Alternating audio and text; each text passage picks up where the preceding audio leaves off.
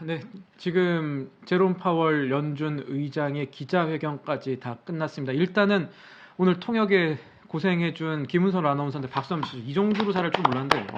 와, 정말 사실은 이제 어려운 작업입니다. 야. 사실은 우리가 이렇게 지켜보는 것만 해도 굉장히 어려운 시간인데 이거를 실시간으로 듣고 또 지금 자막을 위해서 김은솔 아나운서 너무나 많은 고생해 유튜브로 주셨습니다. 선플 남겨주시면 김은솔 아나운서한테도 힘이 될 것 같아요. 정말 수고 많았습니다.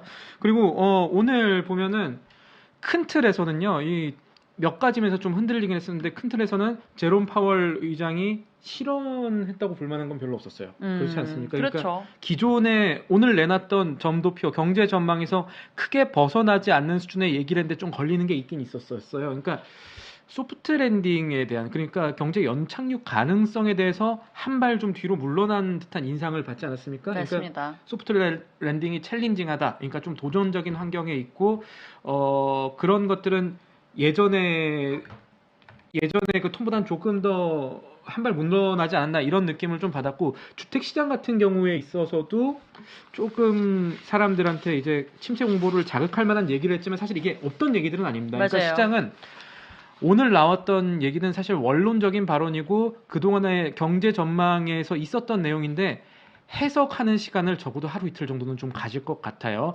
오늘 앞서서 말씀드렸습니다만 FOMC 당일날은 최근에 오늘까지 포함하면 5번이죠.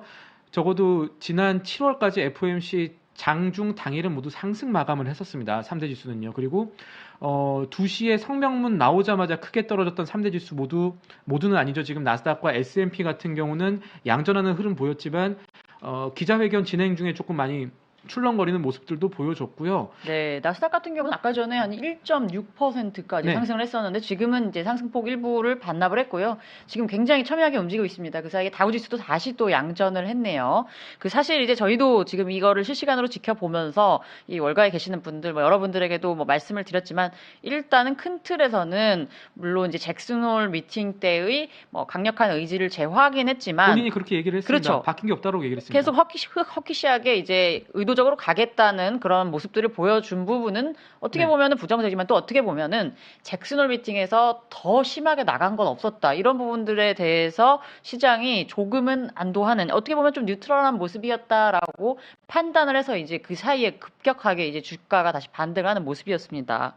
지금 경제는 그래도 여전히 로버스트, 그러니까 견조하다라고 이야기를 하고 있지만 그렇게 보려면 지금 이 경제 전망에 나온 실업률이라든가 이 수치들이 정말 충분한가에 대한 리어세싱이 그러니까 재평가가 있을 수도 있어 보입니다. 그러니까 지금 당장 올랐던 3대 지수가 내일까지 유지될까?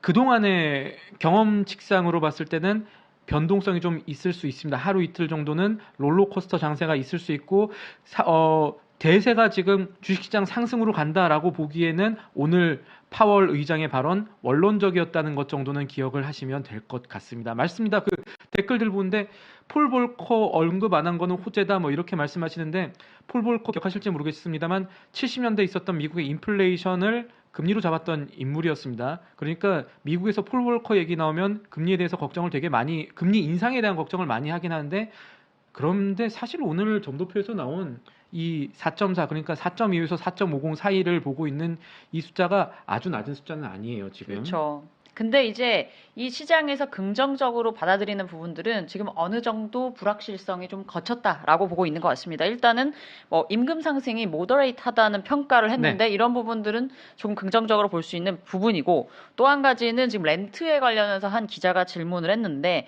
이 부분에 대해서 당분간 꽤 높게 유지될 것이다, 이런 이야기를 했습니다. 그러니까 이거는 몇 달간 인플레이션 수치가 계속 높게 나올 수 있다는 부분에 대한 암시가 될 수 있다. 그래서 이런 부분을 통해서 조금 이제 연준이 어떻게 보고 있는지 뷰를 좀 더 확실하게 되는 부분이 있었던 것 같고요. 지금 이제 우리가 이 지금 예상 시나리오로 간다면 11월에 75bp 그리고 12월에 50bp 이렇게 차례로 올릴 확률이 높아집니다. 그럼 이제 우리가 사실은 100bp까지 거론을 해왔었는데 그런 정도의 충격, 그런 정도의 불확실성은 어느 정도 조금 이번 발언들을 통해서 거쳐 나갔다라고도 보실 수 있을 것 같습니다. 그렇습니다. 연속 이제 75bp 인상을 한 다음에 연말에 이제 연준의 전망대로 기준금리가 맞춰진다면 지금 125bp가 남았습니다. 그리고 FOMC는 두 번이 남았죠. 그러면 시장에서 예상하는 거는 아마 75bp 한 번 더 올리고 50bp 정도 올리지 않을까 정도의 생각을 해볼 수가 있을 겁니다. 지금 선물 시장도 비슷하게 움직이는 모습인데 그나마 하나 볼 수 있는 것은 지금 제가 가리키고 있는 이게 원래대로라면은 지금 11월에 이게 100bp 올라가면 여기까지 형성이 되는 건데요.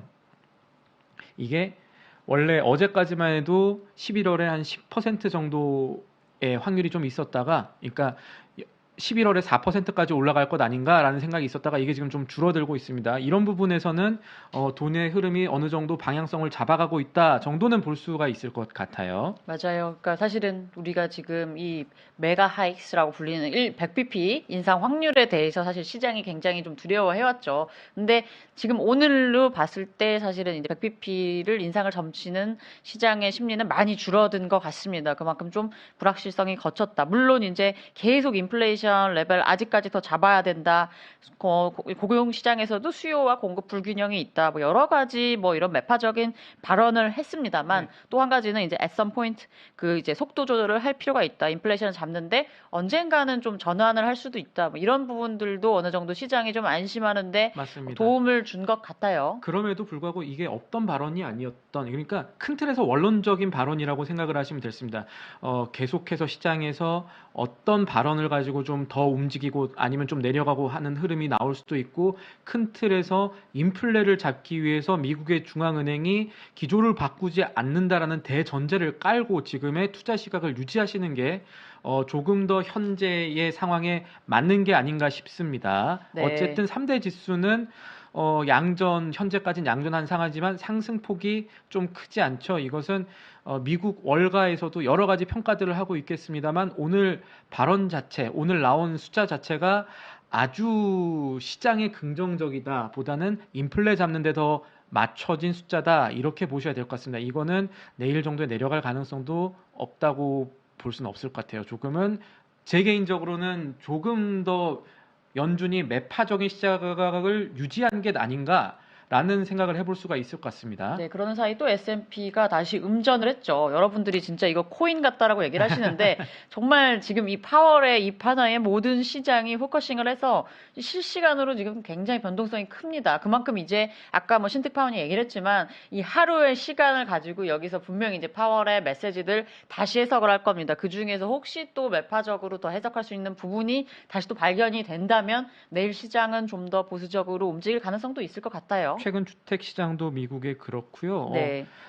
리어세스먼트 할 겁니다. 출렁거릴 수가 있을 것 같습니다. 뭐 시장이 그렇다고 해서 잭슨홀 미팅 때처럼 갑자기 팍 하락하는 그 정도는 아닐 거예요. 거기까지는 이제 반영이 됐고 시장에서도 파월이 이상한 얘기를 한 건 없거든요. 오늘 제가 봤을 때 물론 내놓은 숫자들에 대해서 조금 의문을 가질 것들은 있습니다만, 그러니까 이 정도의 숫자 가지고 미국의 경제가 잡힐 수 있느냐라는 질문을 던질 것들은 있었지만 오늘 어쨌든 기자회견에서 그런 질문 나오지 않았고, 최종 금리나 이 금리 인상 속도 그 정도 궁금해했었는데 여기에서도 역시 파월 의장이 뭐 기존의 스탠스는 유지했습니다. 인커밍 데이터 보고 판단할 것이고 단순하게 어떤 시각을 갖고 가지는 않겠다.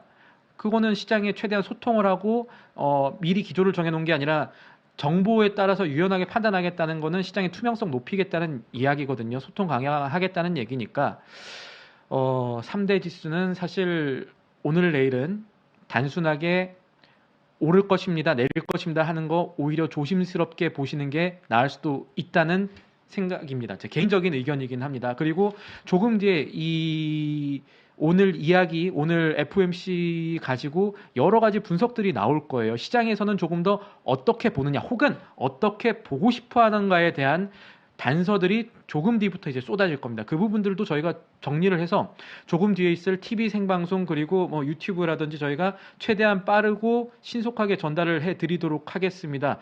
제롬 파월 연준 의장 그 기자회견 오늘 이렇게 일단은 마무리하고요. 저희가 빠르게 준비해서 조금 뒤에 아마 피곤하실 겁니다. 잠깐 주무시고 일어나셔서 시장은 과연 이것을 어떻게 보고 있는가, 다시 한번 말하지만 또 어떻게 보고 싶어 하는가까지 저희가 방송 그리고 유튜브 기사로 전달을 해드리겠습니다. 오늘 생중계는 여기까지 하도록 하죠. 저는 한국경제TV 뉴욕 특파원 신인규, 저는 한국경제신문 정소람 특파원이었습니다. 시청해주신 여러분 늦게까지 정말 감사합니다. 이제 조금 쉬십시오. 주무십시오. 다시 뵙겠습니다. 감사합니다.